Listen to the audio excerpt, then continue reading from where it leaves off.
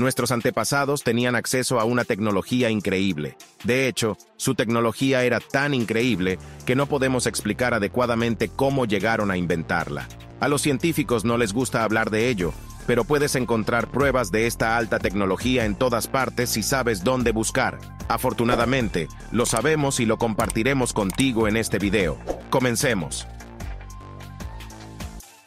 La columna de hierro de Delhi fue creada hace más de 1500 años.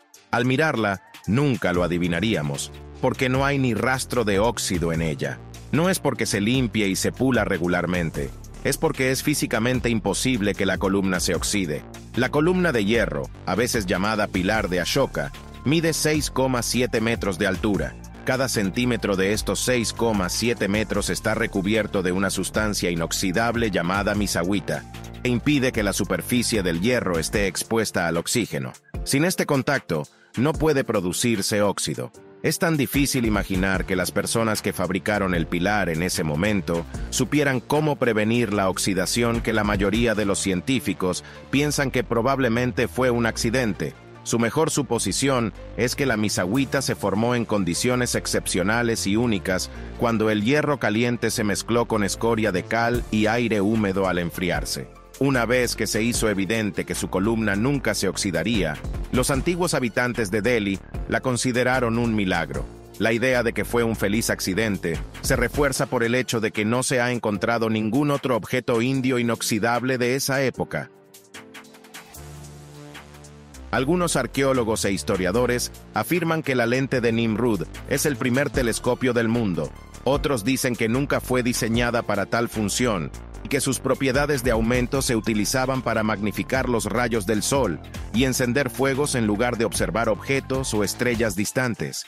¿Quién tiene razón y quién está equivocado? Bueno, el debate ha durado más de un siglo y no parece que vaya a terminar pronto. El artefacto, también conocido como lente del Ayar, fue descubierto en las ruinas de un palacio asirio en Irak en 1850. Comenzó su vida como un simple trozo de cristal de roca, pero fue cortado, moldeado y pulido hasta obtener su forma actual. La lente de Nimrud es capaz de aumentar un objeto en un factor de 3, lo que puede no parecer mucho, pero es el mismo factor de aumento que el telescopio inventado en los Países Bajos en 1608. La lente de Nimrud ya tenía unos 2600 años cuando se inventó ese telescopio holandés, por lo que no es exagerado decir que si la lente estaba realmente destinada a ser un telescopio, estaba miles de años adelantada a su tiempo.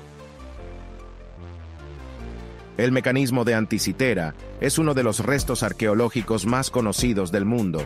El objeto de 2100 años de antigüedad, recuperado de un naufragio romano, se considera tan sofisticado para calcular los cambios astronómicos que debería ser considerado como el antepasado del ordenador moderno. Los arqueólogos volvieron al mismo naufragio en octubre de 2017 y encontraron otro valioso artefacto, un disco de bronce de aproximadamente la misma forma y tamaño que el mecanismo de Anticitera, pero de un diseño completamente diferente. Inicialmente esperaban que el disco pudiera ser una parte del mecanismo, pero cuando lo radiografiaron, descubrieron que debajo de la capa endurecida de sedimentos que cubre el artefacto, hay una representación detallada de un toro. Esto, junto con las 4 perforaciones en los bordes del disco, sugiere que era un objeto decorativo que alguna vez estuvo fijado a una pared. Es un descubrimiento interesante, pero no fue el hallazgo revolucionario que explicaría el mecanismo de Anticitera que esperaban. Sin ese avance, todavía no sabemos por qué no se ha encontrado ningún otro artefacto similar al mecanismo de Anticitera. La copa de Licurgo es un antiguo artefacto romano que ilustra perfectamente las capacidades de la nanotecnología. Es un campo de la ciencia que apenas estamos empezando a explorar hoy en día, pero aquí está el trabajo de un antiguo artesano romano que sabía al menos un poco sobre el tema hace 1600 años. La copa cambia de color según el ángulo desde el que la mires. Por un lado es roja, pero si te mueves alrededor de ella, la verás volverse verde. Esta impresionante ilusión óptica se debe a partículas microscópicas de plata y oro añadidas a la mezcla de vidrio. Cada partícula tiene un diámetro de apenas 50 nanómetros, invisibles a simple vista. Para darte una idea de la escala, las partículas son 1000 veces más pequeñas que un grano de sal. El oro y la plata no se mezclaron accidentalmente, por lo que quien fabricó la copa de Licurgo sabía lo que estaba haciendo, y no sabemos cómo. Parece que guardaron sus secretos cerca de su corazón, ya que nada parecido a este artefacto ha sido encontrado en un antiguo territorio romano. Es un objeto absolutamente único. El método más popular para hacerlo en China e India, antes de la invención del reloj moderno, era el reloj de incienso. Hay mucho desacuerdo entre los expertos sobre la invención del reloj de incienso y cuándo. Se sabe que era popular en China durante la dinastía Song en el siglo X y que se extendió desde China a Corea y Japón, pero la historia del dispositivo se remonta al siglo VIII en India.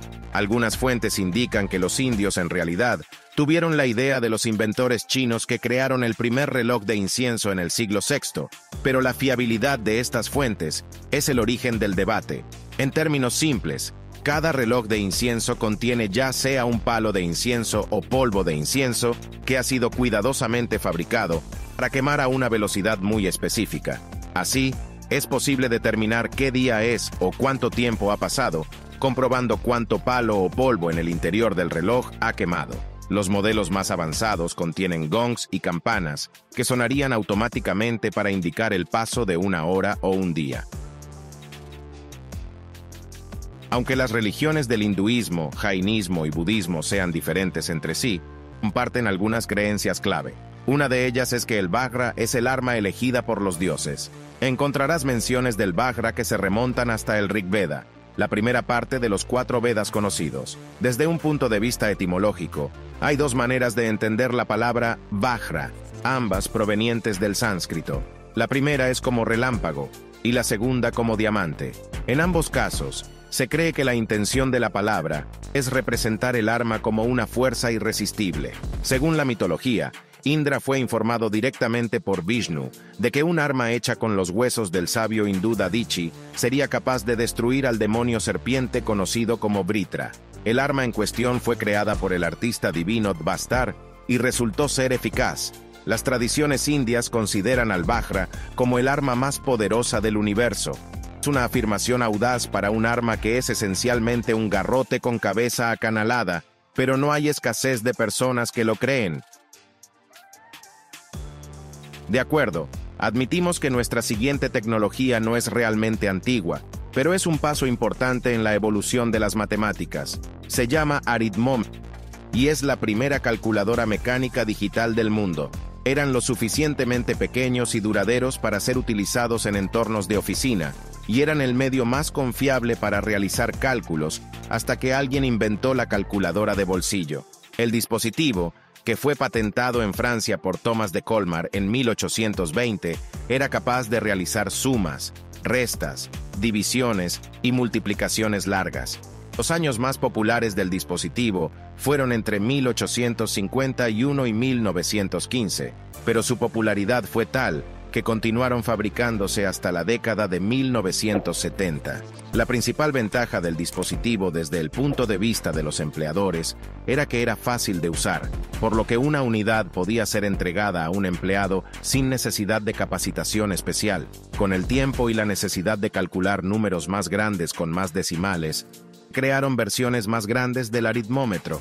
La versión más grande conocida fue construida en 1875 y tenía 20 dígitos. La gente de la época probablemente no podía imaginar una razón por la cual alguien necesitaría calcular números más grandes. Probablemente estés familiarizado con el diseño básico de un reloj de sol, pero es muy poco probable que hayas visto un reloj de sol que se parezca al globo de Matelica. Como su nombre indica, se trata de un reloj de sol de estilo romano antiguo, tallado en el costado de una esfera maciza de mármol. Se considera un misterio arqueológico desde su descubrimiento durante la reconstrucción del Palazzo Pretorio en Italia, en 1985. El globo tiene un diámetro de casi exactamente 30,5 centímetros. Está hecho de mármol extraído en algún lugar cerca de Éfeso en Turquía. Los científicos creen que fue tallado en el I o II siglo.